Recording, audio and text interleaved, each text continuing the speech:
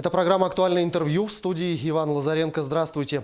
Представители более чем 500 сельских профессий с этого года имеют право на повышенную фиксированную выплату к страховой пенсии по старости или инвалидности. О том, кому конкретно положена надбавка, какие условия для этого должны быть соблюдены и как происходит перерасчет, мы спросим сегодня у управляющего отделением Пенсионного фонда России по Республике Саха-Якутия Георгия Степанова. Георгий Михайлович, здравствуйте. Добрый день. Ну и, наверное, в начале беседы сразу будет интересно всем нашим зрителям узнать, какой размер этой выплаты, которая предусмотрена дополнительно, кому и какой категории селян она положена. Да, спасибо.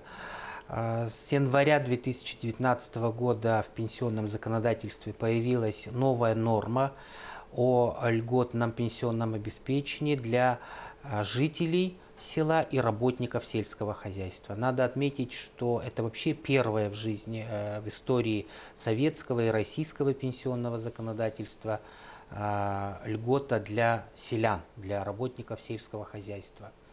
Льгота установлена в размере 25% от фиксированной выплаты. На сегодня это повышение составляет 1335 рублей к ежемесячной выплате пенсии.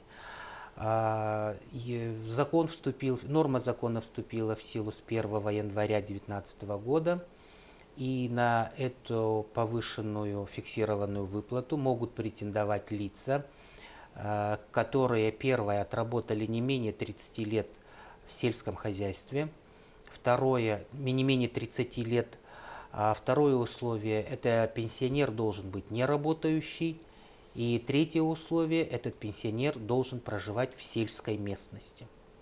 И поэтому здесь у нас возникает, особенно в городе Якутске, возникают вопросы, потому что по административно-территориальному делению, например, село Пригородное и микрорайон Марха, они относятся к городским поселениям, к территории городского округа Якутск.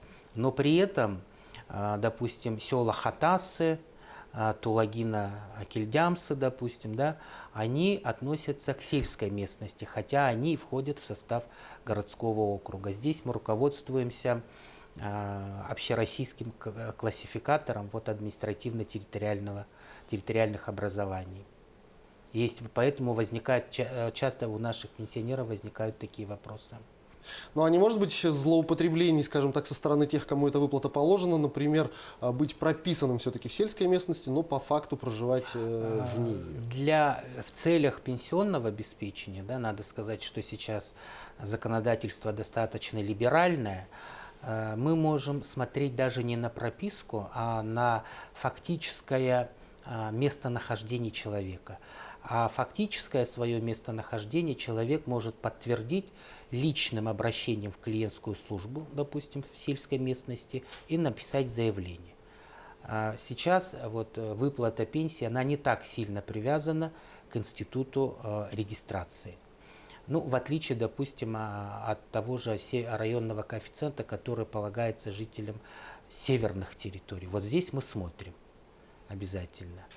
А в данном случае мы больше, конечно, обращаем внимание на фактическое местонахождение пенсионера. Ну кроме заявления о причитающейся надбавке, какие еще документы должен предоставить пенсионер? Здесь необходимо отметить, что в течение 2019 года у нас действует переходный период.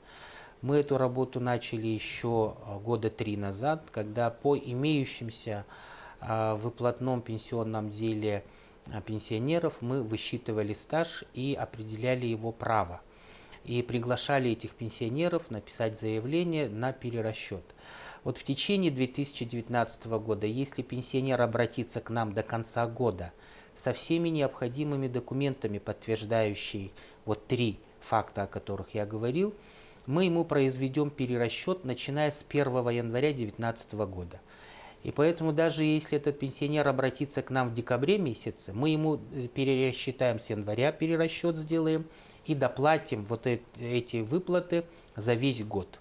Вот этот переходный период, он сохраняется только в течение этого года, и это очень важно. Каждый пенсионер должен это знать, мы об этом сообщали в средствах массовой информации, сейчас я повторю. А с 1 января 2020 года здесь будет применяться общее правило перерасчета. Если человек обратится, допустим, в январе 2020 года, то мы ему перерасчет сделаем с 1 февраля 2020 года. Ну, а на ваш взгляд, насколько все-таки жители сельских территорий проинформированы об этих приятных изменениях, скажем так, в их жизни? И какие-то цифры, может быть, уже можно озвучить, сколько уже человек обратилось за такой выплатой и доплатой?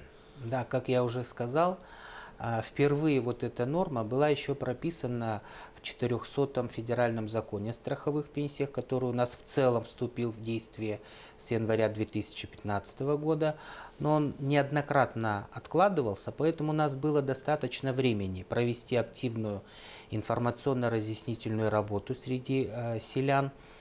Как я уже отмечал, мы использовали все возможные каналы средств массовой информации. И на сегодня уже 3562 пенсионера по республике уже имеют, значит, эту установленную повышенную фиксированную выплату. Но остаются еще проблемы. Допустим, у нас есть обращение ряда категорий работников. Допустим, это касается ветеринаров, звероводов, которые не поименованы в новых утвержденных списках. И сейчас мы разбираемся с этими вопросами, ставим вопросы перед Министерством труда и социальной защиты Российской Федерации с тем, чтобы внести необходимые изменения в эти списки и перечни. Но вопрос очень сложный, вы сами понимаете, да? Мы эту работу начали еще в феврале этого года, когда мы зафиксировали первое обращение. Поэтому вот отдельным категориям, конечно, необходимо будет еще до конца года подождать, будем надеяться на лучшее, но здесь я хочу сказать, что мы, когда принимаем решение об установлении этой повышенной фиксированной выплаты, мы в первую очередь руководствуемся этими списками профессий, должностей, которые утверждает правительство Российской Федерации. Ну а много ли профессий и должностей, вот, о которых вы упомянули, кроме тех 500, еще осталось, скажем так, неохваченными? Ну вот я уже сказал, да, вот про 3 профессии. Здесь в общем вообще касается проблемы, относится это предприятие или нет к сельскохозяйственным. Вот если до 1992 года мы все работы, независимо от наименований, лишь бы она протекала в сельском хозяйстве, мы берем. Вот в положении так написано. Совхоз, допустим, совхоз содержал детский сад, и там были воспитатели. Мы им даже берем зачет в сельскохозяйственный стаж, потому что вся работа, которая была в совхозах, колхозах, она идет в зачет. Проблемы начинаются после 1992 года. А какие это были времена? У нас совхозы все распустились, коллективных хозяйств у нас как таковых не было. Те фермеры, которые, значит, они организовались, крестьянские фермерские хозяйства, мы брали бы их, значит, работу, но там у многих не было уплаты страховых взносов. А главное правило подсчета страхового стажа, в том числе и льготного, это обязательная уплата страховых взносов. Поэтому у нас вопросы возникают особенно по периодам после 90-го года, после 92-го года. Вот эти вопросы мы отрабатываем, конечно. Ну вот вы упомянули, что профессии должны быть связаны с сельским хозяйством, но ведь на селе работают и врачи, и полицейские, учителя, которые, допустим, содержатся за счет бюджета муниципального образования. Они попадают в этот замечательный проект? Я вот начал, значит, с круга лиц, да, на которые распространяется это повышение. Это льгота для работников сельского хозяйства. Все-таки сельского хозяйства. Да, только для работников сельского хозяйства. А что касается вот тех профессий, которые вы назвали, Иван, они и так имеют льготы по своему пенсионному обеспечению. Досрочный выход педагогическим, медицинским работникам, у работников правоохранительных органов, вообще независимо от того, где они работали, у них тоже есть свой ранний досрочный выход на пенсию. Поэтому я сразу вначале сказал, что это первая льгота для работников сельского Все-таки хозяйства. сельского Да, хозяйства. сельского хозяйства. Это животноводство, это растениеводство, это звероводство. Вот три основные отрасли. Работавшим в этих отраслях сельского хозяйства вот эта льгота и была предусмотрена.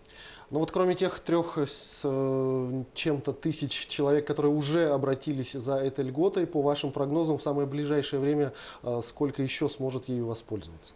Мы ведем учет да, вот этих обращений и тех заявлений, по которым мы приняли отказные решения. В основном это связано, там более где-то 170 мы вынесли отказов, это связано с проживанием не в сельской местности.